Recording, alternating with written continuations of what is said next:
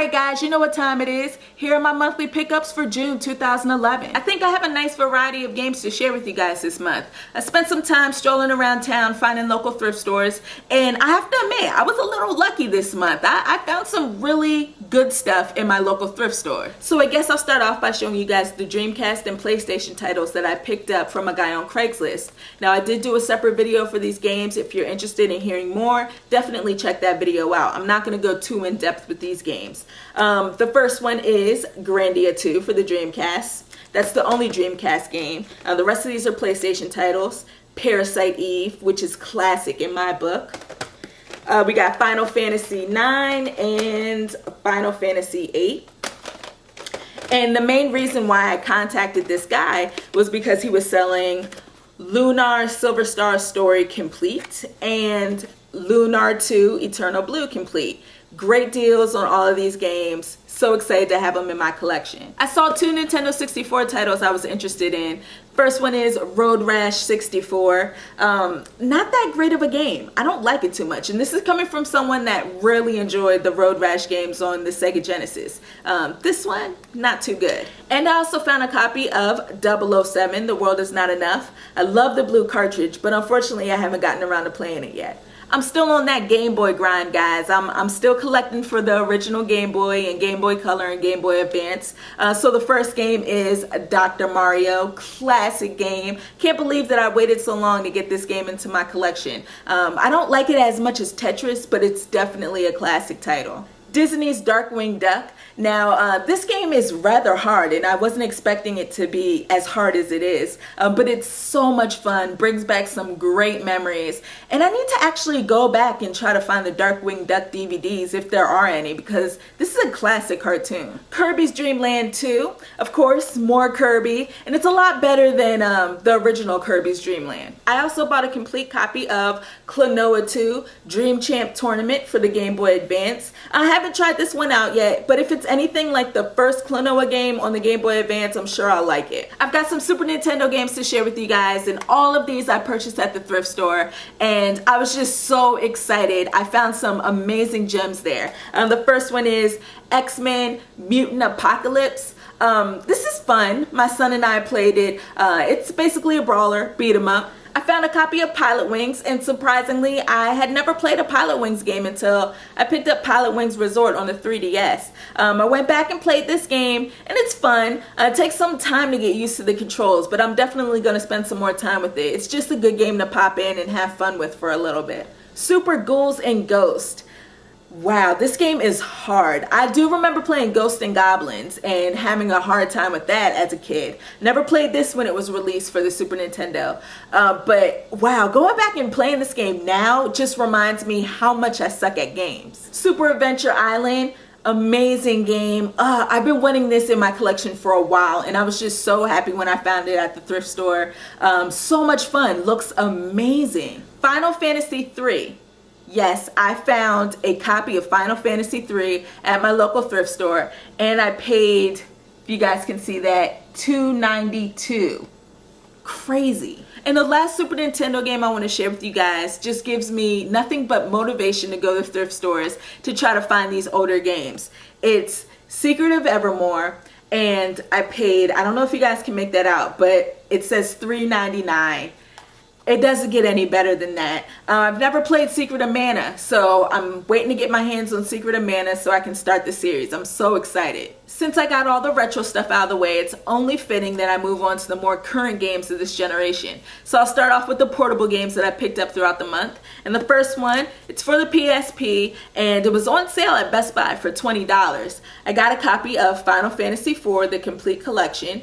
And a lot of people really like Final Fantasy IV. They seem to really enjoy it. And the cool thing about this version of the game is that it comes with Final Fantasy IV, and then it also comes with Final Fantasy IV The After Years, which was released on WiiWare. So there's a lot of value in this UMD, and it was only $20, so that was pretty awesome. Advance Wars Days of Ruin for the DS. A lot of people don't really seem to like this game, but I actually enjoy it. It's enjoyable. It's a good game. I like the darker feel to it. And to tell you the truth, Advance Wars is one of the only strategy games that I can actually manage to play.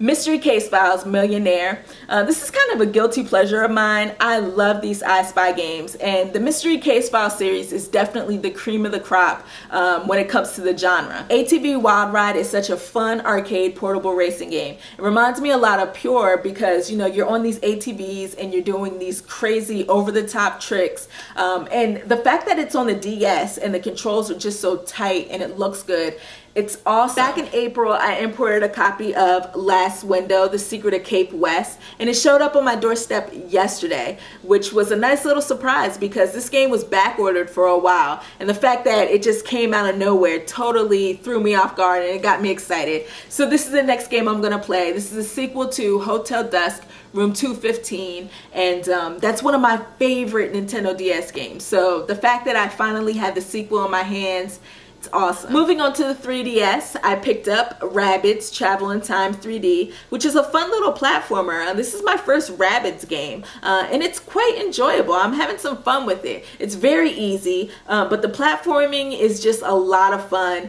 and it reminds me a little bit of Little Big Planet because you can customize your rabbits and make them look all cute. Dual Pen Sports, don't sleep on the game, guys, because it's a lot of fun. If you're looking for a Wii Sports experience on the 3DS, this is it. Resident Evil The Mercenaries 3D is a lot of fun. I'm having fun with this game. My only problem so far with it though is the fact that the characters move just a little too slow for my taste.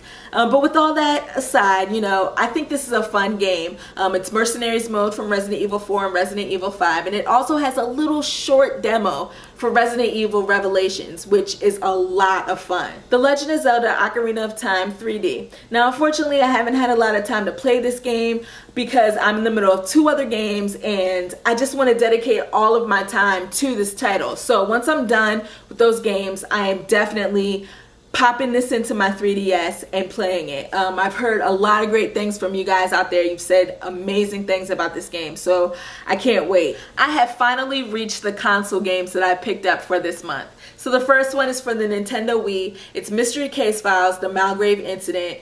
This is a lot of fun. My son and I are playing through this right now. I'm enjoying it. I want to do some type of review for it because I think a lot of you guys out there are sleeping on it, but I'm enjoying it so far. Infamous 2 for the PlayStation 3. I completed this game. I had fun with it, but it does come with its flaws, and that's to be expected since it is an open world game. But overall, I enjoyed it a lot. It is better than the first Infamous game and improves upon gameplay elements, and I definitely recommend it. Child of Eden for the Xbox 360 is a game that I really haven't heard too many people talking about recently, and that's kind of sad.